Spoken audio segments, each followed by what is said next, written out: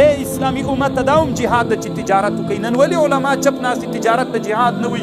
کله چې د ما تجارت په پښو باندې ودرېد زه جهاد کولی شم. نه وایم جهاد دی نه روان دی وي جهاد هم، خو تجارت ته هم یو جهاد ووایه، علم ته هم یو جهاد ووایه، حفظ د بلادو ته هم جهاد ووایه، فی عدم ضیاع الوقت هم جهاد ووایه، صحت ته هم جهاد ووایه. ولې حفظ د صحت نه کوي؟ د خپل بدن ولې نه ساتي؟ ولې ډاکټران نه روزي؟ سیاست فی تفکر.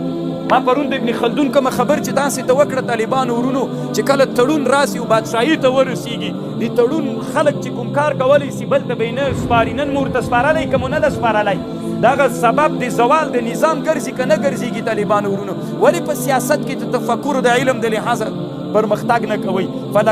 فلتکن اکثر ملابسکم من سن، اکثره د تاسې اغوستونکي شیان دي د مسلمانانو هیوادونو نه رسي. ولترتقوا الصناعات الاسلامي، اسلامي صنعت